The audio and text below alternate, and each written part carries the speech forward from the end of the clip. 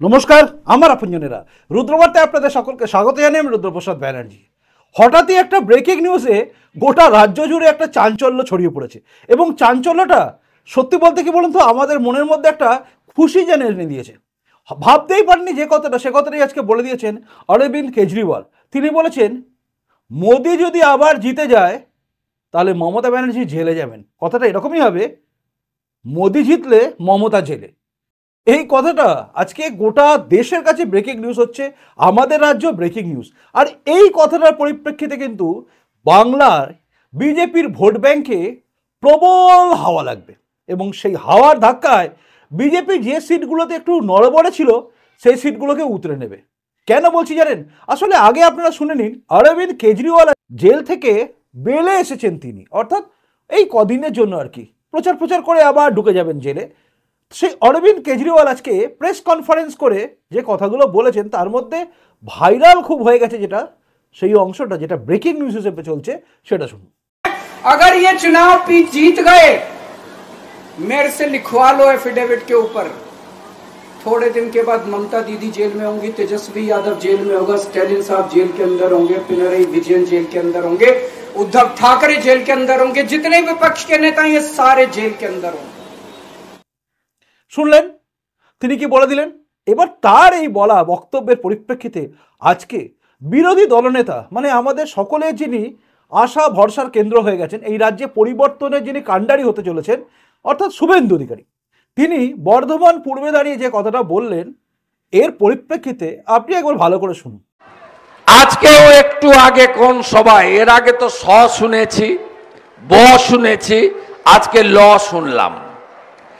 এত কুৎসিত ভাষায় এই মুখ্যমন্ত্রী ভাষণ দেন এবং কুৎসিত ভাষায় আক্রমণ করেন দেশের প্রধানমন্ত্রীকে, ভাবতে পারবেন না। আমি একটু আগেই একটা চ্যানেলের খবর দেখছিলাম, ইন্টারিম জামিনে মুক্তি পাওয়া মাননীয় মদ কেলেঙ্কারিতে যুক্ত অরবিন্দ কেজরিওয়াল, তাকে 1 জুন 15-20 দিনের জন্য মহামান্য সুপ্রিম কোর্ট অন্তর্বর্তী জামিন দিয়েছে, যাতে গণতন্ত্রের উৎসবে অংশগ্রহণ করে। তিনি একটু আগে বলছিলেন বিজেপি যদি ক্ষমতায় আসে তাহলে মমতা ব্যানার্জিও জেলে যাবে। আমি উনার মুখে ফুলচন্দন পড়ুক, গোটা বাংলা তাই চাইছে, তাই তো? তাই চাইছেন তো আপনারা? অরবিন্দ কেজরিওয়ালের মুখে ফুলচন্দন পড়ুক এবং পিসি জেলে যাক, ঠগি পিসি, এটা সবাই চাইছে। কারণ এই পিসির লোকেরা কি খায়নি আপনি বলুন? শুনলেন, তিনি কিন্তু পরিষ্কার করেই বললেন বাংলার মানুষ কি চায়। দেখুন, মমতা ব্যানার্জি জেলে যাবেন এই কথাটা শুনে প্রথমত বলছি আমি একটু আঁতকে উঠেছিলাম, কারণ মমতা বন্দ্যোপাধ্যায়ের বিরুদ্ধে কোনো প্রমাণ, কোনো কিছু আছে এভিডেন্স আমি অন্তত জানি না। যেটা জানি না, যেটা জানি সেটা বলতে পারি। অর্থাৎ আমার কাছে কোনো জ্ঞানত কিছু তথ্য নেই যাতে বলতে পারি মমতা বন্দ্যোপাধ্যায় এই কারণে দোষী। কিন্তু অরবিন্দ কেজরিওয়াল বলে দিলেন। আর অরবিন্দ কেজরিওয়াল এই কথাটা বলার পরেই কিন্তু একটা জিনিস পরিষ্কার হয়ে গেল, এই রাজ্যে ব্যাপকভাবে সিপিএম কংগ্রেস বলতো না যে সেটিং আছে, দিদি মোদি সেটিং আছে, এই সেটিংয়ের তত্ত্বটা কিন্তু হাওয়া হয়ে গেছে। কারণ অরবিন্দ কেজরিওয়াল বলল আমি জেল থেকে বেরিয়ে এসেছি, তাই আমি যে তথ্য দেবো সেটা ঠিক, এটা সবাই ভাববে। অরবিন্দ কেজরিওয়ালের বক্তব্য ধ্রুব সত্যি। আবার অরবিন্দ কেজরিওয়াল হচ্ছে মমতা বন্দ্যোপাধ্যায়ের খুব পরিচিত মানুষ। মমতা বন্দ্যোপাধ্যায় গতকাল খুব খুশি হয়েছেন, এবার লড়াই হেভি হবে। তিনি আবার কালকে এক্স হ্যান্ডেলে পোস্টও করে দিয়েছেন। অরবিন্দ কেজরিওয়াল তো মমতা বন্দ্যোপাধ্যায়ের মানে খুব পরিচিত মুখ এবং তিনি তাকে নিয়েই, মানে এরা সবাই এক, তো এরা সবাই এক হয়ে লড়াই লড়বেন। অরবিন্দ কেজরিওয়াল কিন্তু বুঝে যে নরেন্দ্র মোদী যদি একবার ক্ষমতায় এসে যায় তাহলে মমতা বন্দ্যোপাধ্যায় জেল যাওয়া নিশ্চিত। আর তিনি কি ফেক কথা বলছেন আমি জানি না, এটা মমতা বন্দ্যোপাধ্যায় বা তৃণমূল কংগ্রেস বলতে পারবেন।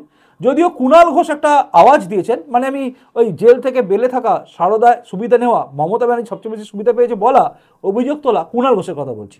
তিনি এখন মুখপাত্র নন, তিনি এখন ওই কি সম্পাদক তাতেও নাকি নেই।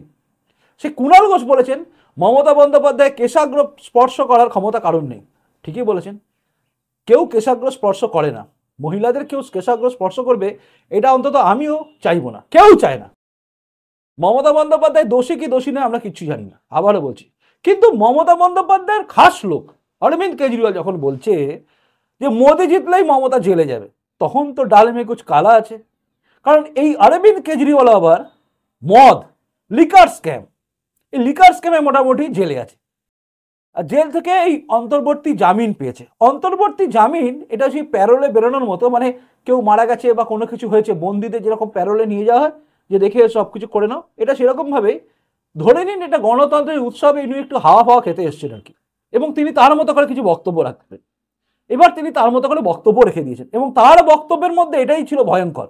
এবং যে ভয়ঙ্কর কথাটা, এই রাজ্যে আবারও বলছি বিজেপির ভোট ব্যাংক কিন্তু বাড়িয়ে দেবে। দেখুন, যে মানুষটা ভেবেছিল না যে তৃণমূল কংগ্রেস আর বিজেপির একটা সেটিং আছে, মোদি ক্ষমতায় এলে মমতার কিচ্ছু হবে না, এবার কিন্তু সে আর ভাববে না।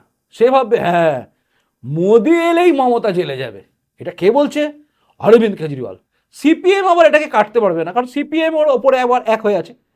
আপের সঙ্গে সিপিএম, তৃণমূল, কংগ্রেস সবাই মোটামুটি এক। এরা মোটামুটি একটা জায়গায় কিন্তু সবাই ফিক্সড যে মোদি বিরোধিতা করছি আমরা। আর অরবিন্দ কেজরিওয়াল মোদি বিরোধিতা একদম প্রধান মুখ হয়ে গেছে এখন। তাকে জেলে রাখা হয়েছে, তাই তিনি রেগে গেছেন এবং কি সত্যি কথা বলছেন যে এবার কিন্তু দুর্নীতির দায়ে সব কটাকে গ্রেপ্তার করা হবে। তিনি দুর্নীতি বলেননি অবশ্য। এবার তিনি বলছেন যে এবার যদি মোদি জেতে তাহলে মমতা জেলে যাবে, তেজস্বী যাদব জেলে যাবে। আরে তেজস্বী যাদব জেলে যাবে সেটা আমরা সবাই জানি, কারণ তেজস্বী যাদব তো ওই কি জানো জমির বিনিময়ে চাকরি বেচেছে। এখানে টাকার বিনিময়ে চাকরি বেচা হয়েছে, পার্থ সঙ্গে অর্পিতা, আবার বালু, এ আবার হচ্ছে ওই চাল ডাল তেল নুন রেশনের দুর্নীতি। এইসব বেচাবেচির মধ্যে এখানে যেরকম আছে ওখানেও আছে। ওখানে আবার এই তেজস্বী যাদব আছে টাকার বিনিময়ে চাকরিতে, এতে জড়িত। আর কি কি স্ক্যামে আছে জানি না, তেজস্বী যাদব কিন্তু যাবে, এটা আমরা সবাই জানি।